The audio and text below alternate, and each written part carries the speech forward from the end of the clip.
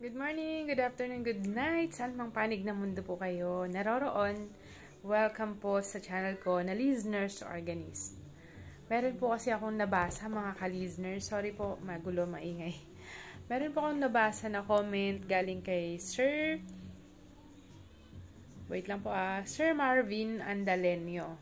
Sabi niya sa vlog ko tungkol sa pagtigil sa sigarilyo, ako man binigla ko po ang pagtigil noong December 24, 2024. Wow, Sir Marvin Andalenio, congratulations sa iyong paninindigan, pagpaplano sa iyong kalusugan na tumigil ka na sa yosi. Napakagandang desisyon po ito at nandito po kami para lagi po kayong payuhan, paalalahanan para pangalagaan ang inyong kalusugan.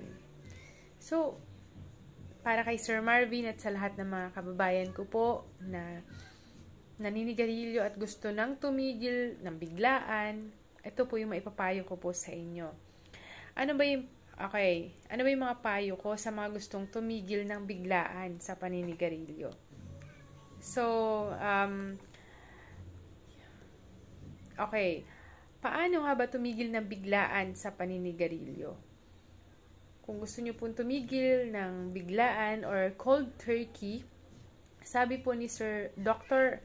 Nadim Ali, medical doctor, ito po yung mga tips na sinabi niya na i-share ko rin po sa inyo. So, para hindi po kayo maligaw, hindi kayo bumalik ulit sa paninigarilyo, para tuloy-tuloy yung inyong pagtatagumpay or progress sa inyong quitting journey, mga ka-listeners. Ito. Tip number 1 ay choose a quit day less than a month away. So, kapag nagpasya po kayo na titigil na kayo ng biglaan sa paninigarilyo is wag yung agad-agad the next week or sa susunod na araw. Ganun. Dapat, for example, ngayon ay January 13, 1 month ahead. Yun yung magiging goal ninyo para po mapaghandaan nyo po mabuti. Okay po? Marami pong research na nagsasabi na ang pagtigil ng biglaan ay mas effective kaysa sa pagtigil ng paunti-unti. Okay? So, sabi po dito ni Dr. Ali Nadim, try quitting at times of high stress such as holidays or while taking on large projects at home. Okay po? The added stress may have you craving for cigarettes. Okay, so ibig sabihin, kapag nag-decide kayo na tumigil sa paninigarilyo is wag niyong itapat sa mga panahon na kung saan kayo po ay meron po kayong big projects or first day ng trabaho po ninyo. Yan. Kasi mataas yung stress level po niyan.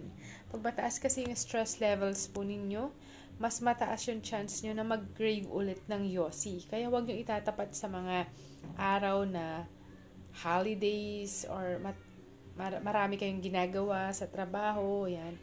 Okay. Tsaka itapat nyo dun sa mga bakasyon nyo para yung or day off po ninyo para yung katawan po ninyo is naka-relax. Okay? Para hindi nyo maisip ang mag-yosi. Okay? Tsaka planuhin ninyo. Okay, 1 month ahead. For example, January 13 ngayon, itapat nyo ng February 15, ganon, or basta yung kalagitna, saktong isang buwan, para mapaghandaan nyo pong mabuti. Sunod, make a plan to help yourself succeed. So, pagka nagpasya na kayo ng date kung kailan kayo mag-i-stop ng paninigarilyo, isulat nyo yung plano nyo. Gumawa kayo ng isang ballpen, isang papel. Isulat nyo yung mga plano nyo. Isulat nyo doon kung ano ba yung mga nagtitrigger sa inyo para manigarilyo. Like, tuwing umiinom ba kayo ng kape, sunod naghahanap kayo ng sigarilyo, or tuwing nakakasalumuhan nyo ba yung mga friends po ninyo, ang kasunod nun is natitrigger kayo na manigarilyo. Lalo na yung mga friends nyo, mga nagyoyosi din. Okay, after nyo bang kumain, gusto nyo naninigarilyo kayo, ayan. So, isulat nyo yung mga bagay na nagtitrigger sa inyo para mag-yosi. And then, isulat nyo sa gilid na nun kung ano yung mga dapat ninyong gawin na plano para hindi kayo mapayosi. Okay po? I-distract po ninyo yung sarili ninyo, mga ka-listeners, para, for example, after nyo kumain, parang naghahanap yung dila nyo ng yosi. So, ano dapat gawin para hindi kayo mapayosi? Kasi alam nyo, gusto nyo na tumigil di ba?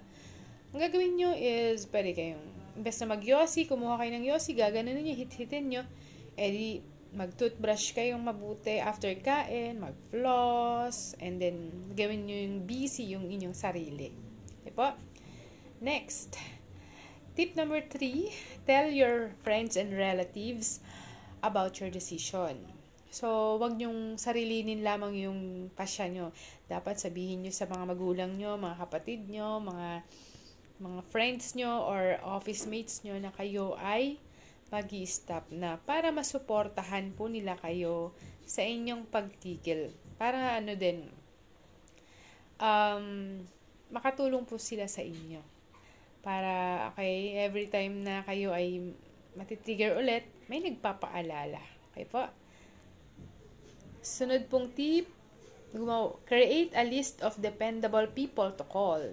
So, kailangan pala, meron kayong listahan ng mga tao na pwede ninyong tawagan every time na may nahihirapan kayong mag-stop or may mga nararamdaman kayong symptoms. Pwedeng may mga kausapin kayong mga magulang po ninyo or nurses, doctors, like that, para matanong po ninyo kung ano yung dapat ninyong gawin. Okay? Isulat nyo po sa notebook kung sino yung mga dapat ninyong tawagan in times of triggers or in times of tukso, di ba? Natutukso kayo mag-yosi. Pwede rin yung ilagay sa listahan nyo yung Facebook page or Facebook group na Quit Smoking PH.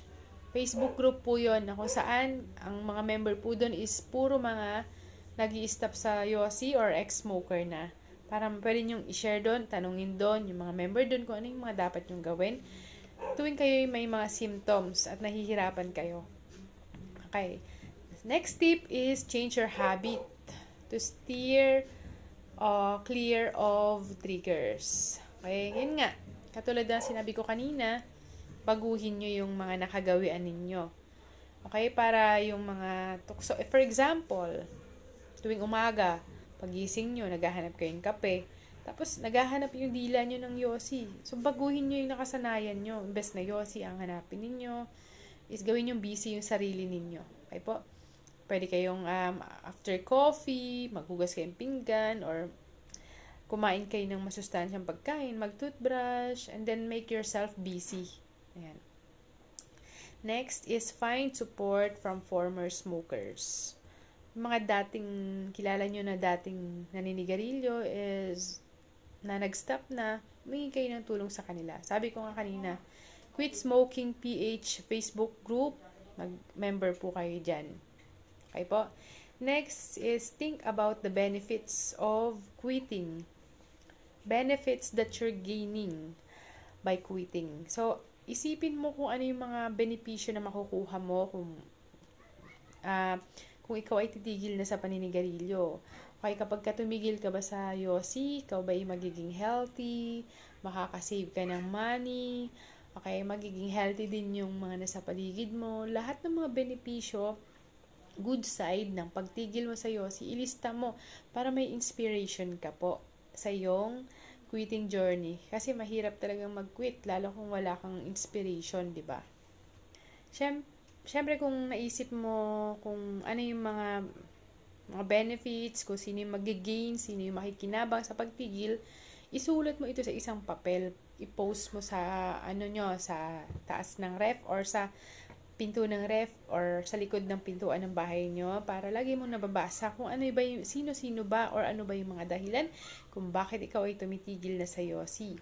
Kung yan ba ay para makasave ng pera, para maging healthy yung family, para humaba yung buhay, isulat mo po. Para lagi mo siya nakikita, may inspiration ka po. Next tip is use tech to help yourself along. Gumamit po kayo ng mga applications, smoke-free.govs or Quit Start application.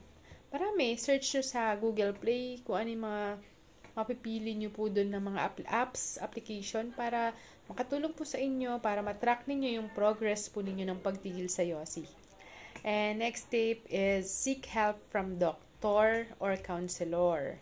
So, magpa-check up po muna kayo and humingi kayo ng tulong sa mga doctor, i-share nyo. Sabi nyo, Doc, gusto ko nang tumigil ng biglaan, cold turkey, biglaan. Alam ko napakahirap talaga yung biglaan, lalo na kung matagal ka nang naninigarilyo and ang dami mong yosi every day. Tapos biglaan yung napili mong pagtigil. Napakahirap niyan, marami kang mararanasan ng mga withdrawal symptoms. Mataas yung chance sa babalik ka na naman sa yosi. Kaya humingi ka ng tulong sa mga doctors. Mas marami silang alam.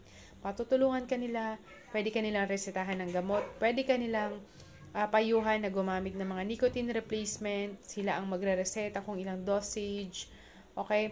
Makakatulong yun sa'yo para maging matagumpay yung pagtigil mo sa yosi.